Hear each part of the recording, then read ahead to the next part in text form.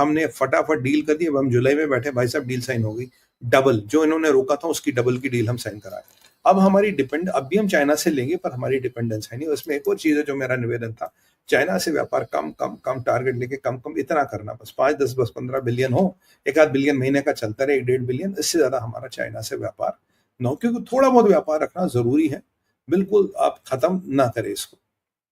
Message Beijing को बिल्कुल है, बिल्कुल क्लियर है, Modi government and Bharat will not take your tantrums. Agriculture में स्ट्रैटेजिक डिकम्पलिंग हमने कर दी है, और एग्रीकल्चर हमारा सबसे बड़ा इंडस्ट्री इन दैट सेंस है, क्योंकि सबसे ज्यादा हमारी आबादी जो है वो एग्रीकल्चर डिपेंडेंट है। और मैं ये मानता हूं कि ये कहीं ना कहीं ये जो हमने चीज ली है, ये हमारी रूरल इकोनॉमीज को, रूरल परचेसिंग पावर की, रूरल सप्लाई चेन्स को, circulation of money, demand creation, loans and repatriation of loans, agriculture का बढ़ना, एग्रीकल्चर को मॉडर्नाइज करना, एग्रीकल्चर में मशीनरी का इनपुट, और जो मॉडर्न एग्रीकल्चर की हम बातें कर रहे हैं, पर यील्ड, पर हेक्टेयर पर यील्ड की जो हम बातें कर रहे हैं कि हमें प्रोडक्शन बढ़ानी है, उसमें बड़ा इंपॉर्टेंट चेन है, क्योंकि किसान के हाथ में पैसा होना चाहिए।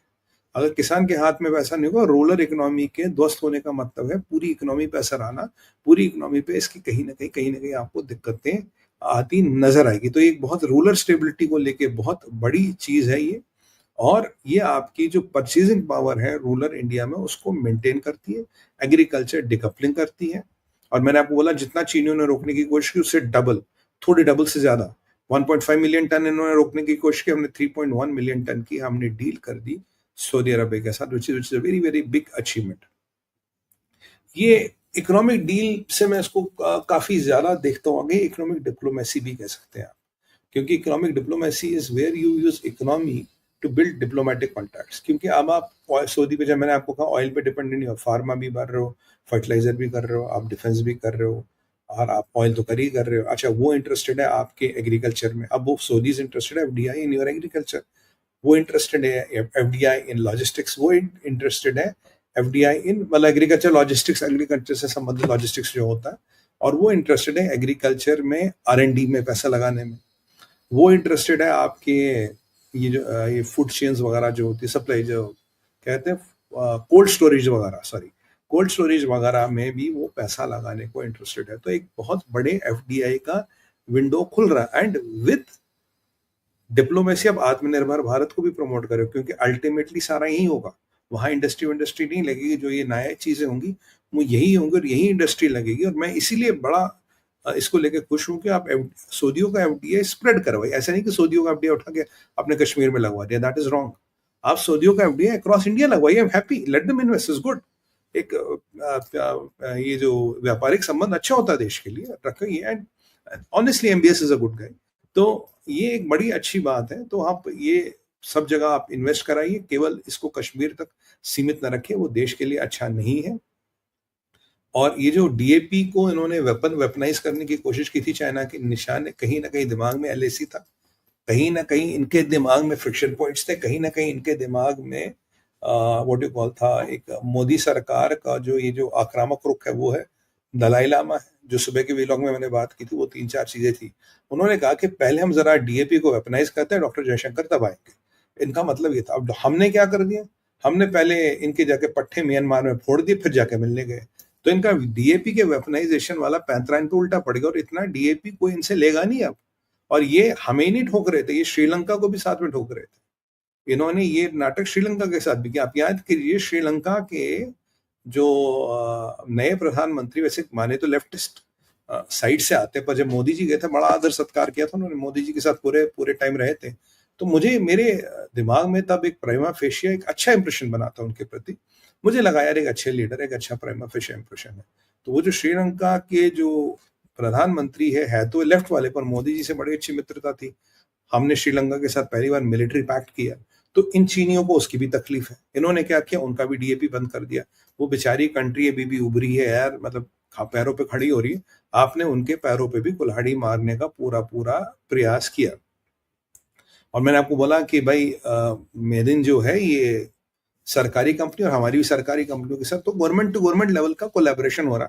और जो प्राइवेट सेक्टर के भाई आपके लिए तो पूरा मार्केट खुला। मैं तो आपको बहुत पहले कह रहा था, बहुत अपॉर्चुनिटीज आ रही है मिडिल ईस्ट में, आप जाके जाइए वहां पे। मिडिल ईस्ट में बहुत अपॉर्चुनिटीज हैं जो आप एनकैश कर सकते हैं। इसके अलावा भाइयों जो एक बड़ा इंपॉर्टेंट और बड़ा दुखद समाचार मिले, पाकिस्तान की नानी मर गई है। पाकिस्तान के छक्के छोड़ गए। क्यों? पाकिस्तान पीछे ओआईसी के ऐसे ना, तैयब अर्दोगन एक तरफ से इधर ऐसे हाथ रख के, अरे हम ओआईसी के बादशाह, मतलब भिखारी कंगले और नंगों को ओआईसी का बादशाह बनने का बड़ा शौक था। ये पाकिस्तानी अपने आप को ओआईसी का बादशाह समझते, अपने आप को ओआईसी का किंग समझते थे, डॉन समझते थे, पर इनकी ऐसी मालिक वाट लग गई है। उसी ओआईसी में भारत ने सेंध मार दी है। रियाद के आसपास इनका काफी सट्टा लगा था। हाँ, तैयब अर्दोगन को भी तकलीफ जरूर होगी, ठीक है, होने दो। मैंने आपको बोला Saudis are on the side of Bharat. वहां चाइना, ईरान और ये आपका चाइना, ईरान, बांग्लादेश, पाकिस्तान है, यहाँ अपने सऊदीज अपने साइड है। तो मेरे पास एक बाद में एक बड़ा अच्छा सुझाव भी है towards the end, I am going to talk about that. तो यहाँ पाकिस्तानियों को बड़ी चुल मची, बड़ी मिर्ची लग रही है, हाय अल्लाह क्या हो गया, सऊदियों ने हमें धोखा दे दिया। ये पाकिस्तानी ऐसे हैं, जब तक एमबीएस के फादर इनको इनके मुल्ला मौलानों को पैसे देते थे, एमबीएस जब आए तो पहले पहले पैसे देते रहे, तो कहते तू बड़ा इस्लाम का गाजी है, तू बहुत अच्छा है। जब इसने पैसे बंद कर दिए तो सीधा यहूदियों का दलाल बना दिया, कहते ये एमबीएस नहीं, ये यहूदियों का दलाल। मतलब पाकिस्तानियों का सिंपल सिस्टम है, पैसे दो तो अच्छा, नहीं दो तो सीधा यहूदियों का दलाल। पर जक़ात लेने अब भी पहुंच जाएंगे एमबीएस के पास, वो अलग कहानी है इनकी। वो तो खैर जक़ात के बिजनेस में ये है। तो मुझे ये पाकिस्तान का लॉस बड़ा अच्छा है। एफडीआई फर्टिलाइजर में आ रहा है, एग्रीकल्चर में आ रहा है, लॉजिस्टिक्स में आ रहा है, और ये जो आपने स्ट्रेटेजिक डीएपी आपने बनाया, श्रीलंका को इन्होंने तंग करने की कोशिश की। डिफेंस में भी हम कर रहे हैं। और देखिए, इंडिया 40% फूड ग्रेन का प्रोडक्शन है, और अगर इंडिया में फूड ग्रेन की कहीं ना कहीं प्रोडक्शन सही ही रही, गिरी नहीं, सलामत रही, तो आपका जो एक और चीज आप समझिए, ग्लोबल जो कमोडिटी प्राइसेस हैं वो शेक नहीं होंगे। अगर इंडिया में प्रोडक्शन कम हुई तो ग्लोबल कमोडिटी प्राइस शेक होंगे। तो इंडिया की प्रोडक्शन बिल्कुल सही रहना इंपॉर्टेंट है for global commodity prices to be important. If the global commodity prices are not important, then there is a problem. वहां बहुत बड़ी समस्या आने वाली है दुनिया में।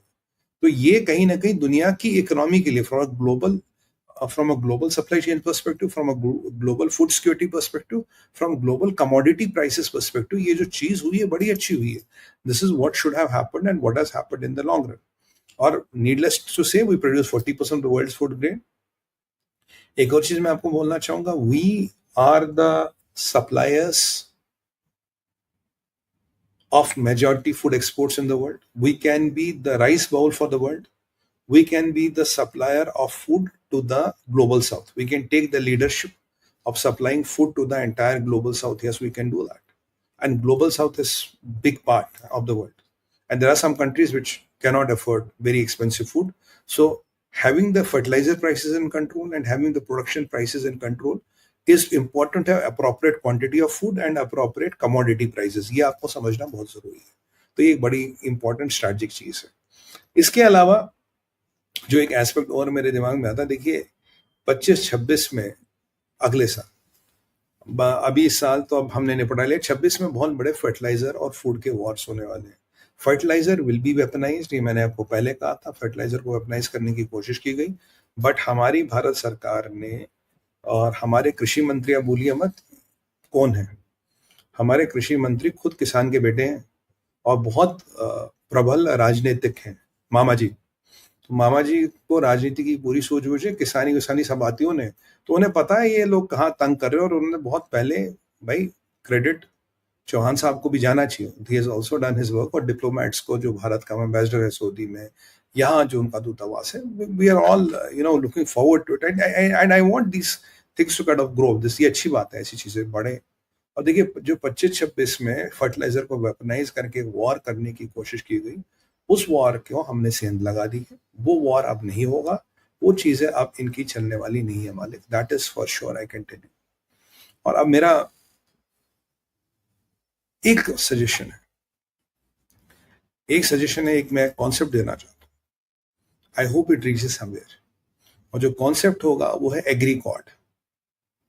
एग्री कॉर्ड, अभी एग्री कॉर्ड क्या होगा? एग्री कॉर्ड में होगा यूएस, भारत, सऊदी अरबिया और इजराइल। अगर ये 4 लोग मिल जाएं तो एक एग्री कॉर्ड आप बना सकते हो। और जो चाइना जितनी भी दाएं बाएं ये बदमाशियां करता, जितने भी दाएं बाएं ये हरकतें करता है, उसको रोकने के लिए आप बड़े सक्षम रहेंगे एग्री कॉर्ड बना के। एग्रीकॉर्ड केवल आपकी ही नहीं बल्कि दुनिया के कमोडिटी प्राइसेस और दुनिया की सप्लाई चेन्स को, फूड सिक्योरिटी को मेंटेन करने के लिए बड़ा एक इम्पोर्टेंट रोल अदा कर सकता है. I am proposing this agricord by this show so that India, US, Israel, and Saudis can get together and share their technology and resources. And we and America can do a lot of production. Israel has a lot of agriculture techniques which are very good, and Saudis can do a lot of production in fertilizers, things like that, which Saudis can do at a very affordable price.